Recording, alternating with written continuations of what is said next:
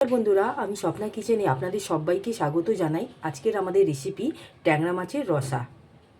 এই ট্যাংরা মাছের রসার জন্য এখানে গ্যাসের ওভেনে আমরা কড়াটা বসিয়ে এখানে তেলটা দিয়ে দিলাম। তেলটা এখানে গরম হয়ে গেলে এখানে আমরা মাছটা নুন হলুদ মাখিয়ে আর সর্ষে তেল দিয়ে ভালো করে মাখিয়ে রেখেছি। মাছগুলো আমরা এক এক করে ঠিক হালকা লাল করে ভেজে তুলে নেব তেলটা গরম হয়ে গেলে। এখানে আমাদের তেলটা গরম হয়ে গেছে, এক এক করে আমরা মাছগুলো ছেড়ে দিলাম। যতক্ষণ আমাদের মাছটা ভাজা হচ্ছে এখানে আমরা একটা বড় সাইজের পেঁয়াজ নিয়েছি, সেটাকে আমরা ভালো করে বেটে নেব। এখানে আমাদের প্রত্যেকটা মাছ ভাজা হয়ে গেল। এই মাছ ভাজার তেলেতে আমরা এখানে 1 চা চামচের মতন কালো জিরের ফোড়ন দিলাম, আর দিলাম এখানে 2টো এলাচ আর 2 লবঙ্গ। এখানে বেটে রাখা পেঁয়াজের পেস্টটা নিয়েছিলাম, সেটা আমরা দিয়ে দিলাম। ঠিক এই সময় আমাদের দেখুন পেঁয়াজটা ঠিক ব্রাউন হয়ে আসছে। এখানে আমরা 1 চা চামচের মতন হলুদ গুঁড়ো দিয়ে দিলাম।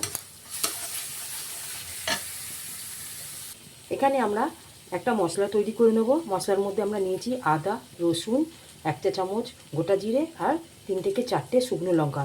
এটাকে আমরা একটা স্মুথ পেস্ট তৈরি করে নেব।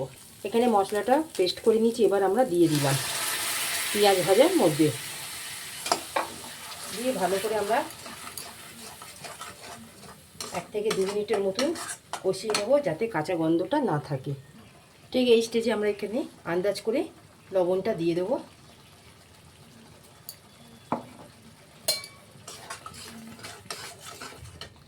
আর একটা আমরা বড় সাইজের টমেটোর কেটে রেখেছি, সেটাও আমরা দিয়ে দেবো। টমেটোটা আমরা দিয়ে দিলাম।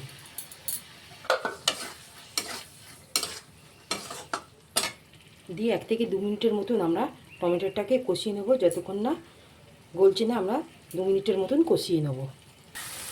ঠিক এই স্টেজে আমরা এখানে 1 চা চামচের মতন ধনে গুঁড়ো দিয়ে দিলাম।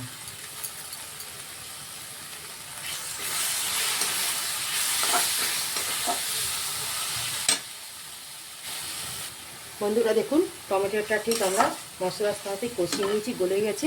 ঠিক এই স্টেজে আমাদের মশলাটা দেখুন ভাজা হয়ে গেছে। এবার আমরা এখানে আন্দাজ করে জলটা দিয়ে নেব।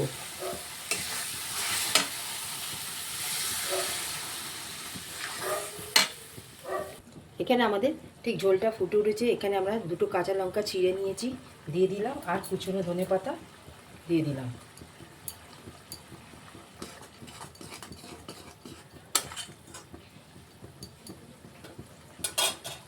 এখানে মাছগুলো এবার ভেজে রেখেছি, সেগুলো আমরা দিয়ে দিলাম।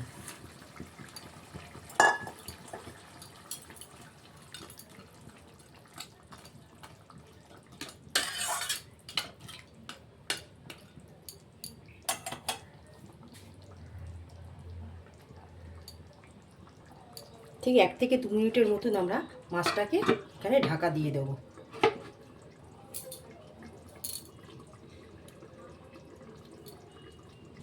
ঠিক 1 থেকে 2 মিনিট হয়ে গেছে। আমরা ঢাকাটা খুলে একবার দেখে নেব।